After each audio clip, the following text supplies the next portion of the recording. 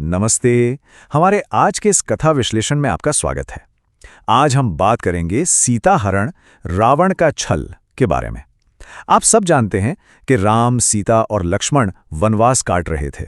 जंगलों में उनका जीवन बिल्कुल सादा और शांत चल रहा था। लेकिन इस गहरी शांति के पीछे एक बहुत बड़ा तूफान उनकी तरफ तेजी से बढ़ रहा था। तो चलिए सीधे कहानी में चलते हैं। जरा सोचिए इस गर्जना के बारे में। कौन है जिसने रावण की बहन का अपमान करने का साहस किया? ये सिर्फ गुस्से में कही गई कोई बात नहीं थी। ये उस खौफनाक बदले की शुरुआत थी जिसने पूरे इतिहास को हिलाकर रख दिया। सोचकर ही रोंगटे खड़े हो जाते हैं कि जब लंकापति रावण ने ये सुना होगा तो उसका क्रोध किस हद तक पहुंच गया होगा। बस इसी एक पल ने वनवासियों और रावण के बीच उस भयंकर टकराव की नींव रख दी। तो हमारा पहला खंड है पंचवटी में नया जीवन, शांति से पहले का तूफान। आइए थोड़ा पीछे चलते हैं, जब ये तीनों वनवास के दौरान पंचवटी पहुंचे थे। नदी की कलकल, हरे भरे पेड़, देखने में ये जगह एकदम तनाव मुक्त और सुंदर लग रही थी। लेकिन सच कहूं तो ये बस उस भयानक तूफान के आने से पहले की एक छोटी सी शांति थी। अब आते हैं दूसरे खंड पर, शूर्पणखा का प्रतिशोध, एक प्रस्ताव और एक अपमान। इसी घने जंगल में लंकापति रावण की बहन शूर्पणखा का प्रवेश होता है।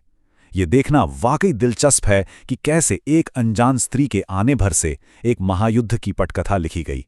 राम के अद्भुत रूप को देखकर उसका मोहित हो जाना, बस यही वो पल था जहां से बदले और धोखे का जाल बुना जाने लगा। यहां आप देख सकते हैं कि हालात कितनी तेजी से बिगड़े। सबसे पहले शूर्पणखा सीधे राम के पास जाकर विवाह का प्रस्ताव रखती है। राम बहुत ही विनम्रता से उसे मना करके लक्ष्मण के पास भेज देते हैं। अब लक्ष्मण ने जब उसका थोड़ा उपहास किया तो अपमानित होकर शूर्पणखा गुस्से में माता सीता पर हमला करने दौड़ पड़ती है।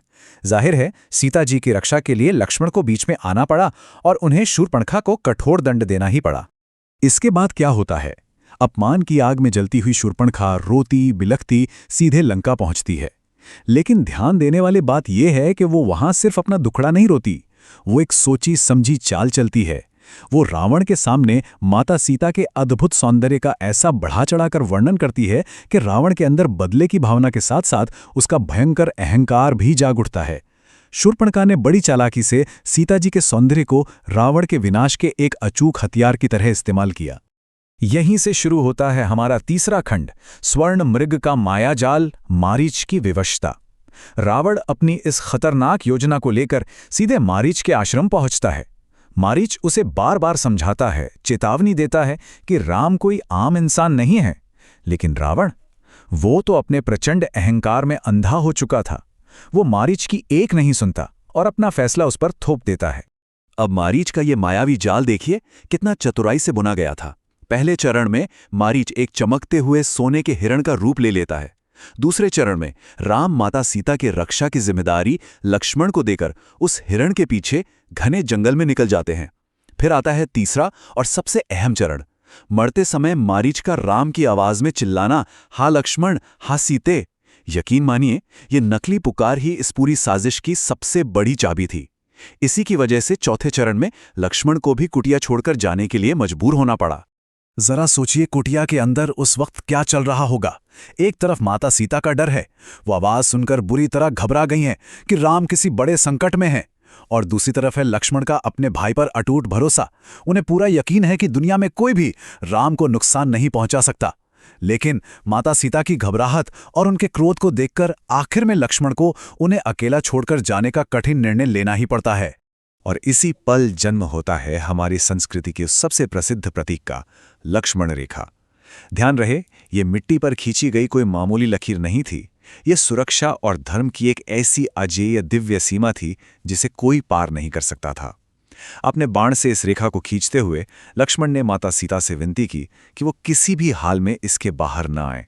आज भी ये सीमा हमारे समाज में मर्यादा का एक शाश्वत प्रतीक मानी जाती है। बढ़ते हैं चौथे खंड की तरफ, रावण का छल और हरण, मायावी साधु का प्रवेश। जैसे ही राम और लक्ष्मण कुटिया से दूर जाते हैं, उस सोनेपन का फायदा उठाने के लिए कुटिया के सामने एक मायावी साधु आ जाता है। और आप समझ ही गए होंगे, ये कोई और नहीं, स्वयं रावण था, जो अपने सबसे कुटिल रूप में वहां खड़ा था। अब यहां एक बहुत बड़ा सवाल खड़ा होता है क्या रावण अपनी इस महासाजिश में कामयाब हो पाएगा? राम बहुत दूर जा चुके हैं, लक्ष्मण उन्हें ढूंढने निकल गए हैं और सीता उस सुनसान कुटिया में बिल्कुल अकेली हैं, सिर्फ एक अदृश्य दिव्य रेखा के भरोसे। ये वो पल है जहां तनाव अपने चरम पर है और एक अनजाना सा खौफ महसूस होने लगता है। यहाँ जो फर्क दिख रहा है वो वाकई डराने वाला है। एक तरफ वो बहुत ही सीधा सादा दिखने वाला साधु है जो भिक्षा दीजिए देवी कह रहा है, और दूसरी तरफ उस नकाब के पीछे छिपा रावण का असली महाबली और भयानक रूप। रावण को अच्छे से पता था कि वो उस लक्ष्मण रेखा को नहीं तोड़ सकता, इसलिए उसने दान और अतिथि सत्कार की हमारी पुरानी परंपरा का सहारा लिया ताकि छल से सीता जी को बाहर आने पर मजबूर कर सके। और आखिरकार मर्यादा का वो उल्लंघन हो ही जाता है। उस साधु को भिक्षा देने के लिए जैसे ही माता सीता उस दिव्य रेखा को पार करती हैं, रावण अपना असली और विशाल काय रूप दिखा देता है। सीता जी की चीखें उस शांत जंगल में गूंज उठती हैं, लेकिन अफसोस वहां उन्हें बचाने वाला कोई नहीं था। रावण उन्हें जबरदस्ती अपने पुष्पक विमान में खींच लेता है और आसमान की ओर उड़ जाता है। ये पूरी कथा का वो पल है जो सीधे दिल को चीर कर रख देता है। हमारा 5वां खंड है जटायु का अमर बलिदान, अंतिम सांस तक संघर्ष। इस घोर अंधकार और निराशा के बीच अचानक साहस की एक अद्भुत किरण फूट पड़ती है। आसमान में एक विशाल पक्षीराज जटायु रावण को ललकारते हैं, रावण सीता माता को छोड़ दो। देखिए, ये सिर्फ एक पक्षी और एक राक्षस के बीच की लड़ाई नहीं थी, ये अन्याय के खिलाफ खड़े होने का सबसे बड़ा और सच्चा साहस था। आसमान में जटायु और उस महाबली रावण के बीच एक बहुत ही भयंकर युद्ध छिड़ जाता है। रावण की ताकत के आगे बूढ़े जटायु कहीं नहीं टिकते थे, लेकिन फिर भी उन्होंने माता सीता को बचाने के लिए अपनी आखिरी सांस तक हार नहीं मानी। उनका यह निस्वार्थ संघर्ष हमें यह सिखाता है कि नतीजा चाहे जो भी हो, धर्म की रक्षा के लिए अपना सब कुछ न्यौछावर कर देना ही सबसे बड़ा कर्म है।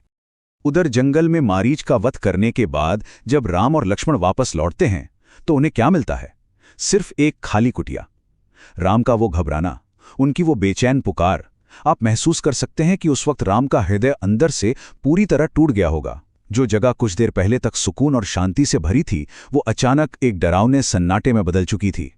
और तभी वन में उन्हें घायल जटायु मिलते हैं जो दर्द से बुरी तरह तड़प रहे थे। अपनी टूटती हुई सांसों के बीच वो एक बहुत अहम जानकारी देते हैं, रावण सीता माता को लंका ले गया। ये कोई साधारण बात नहीं थी, ये वो दिशा थी जिसने राम के जीवन का अगला और सबसे बड़ा लक्ष्य तय कर दिया। ये सच बताकर जटायु ने अपने प्राण त्याग दिए, लेकिन इसी सच ने रावण के विनाश की मजबूत नींव रख दी थी। तो अब हमारे सामने सबसे बड़ा सवाल ये है, शूर्पणखा के गुस्से और रावण के एक छोटे से धोखे से शुरू हुआ ये संघर्ष अब कौन सा भयंकर महायुद्ध लेकर आएगा? राम और रावण का आमना सामना अब पूरी तरह से तय हो चुका था। सीता जी का ये हरण अब सिर्फ एक घटना नहीं रह गई थी, बल्कि ये पूरे इतिहास के सबसे विनाशकारी युद्ध का शुरुआती बिंदु बन चुका था। और इसी के साथ हमारा आज का ये कथा विश्लेषण अपने अंत तक पहुंचता है।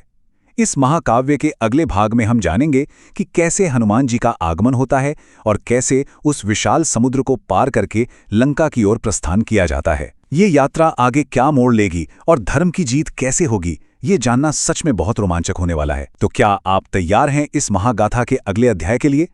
हमारे साथ जुड़े रहने के लिए आपका बहुत बहुत धन्यवाद।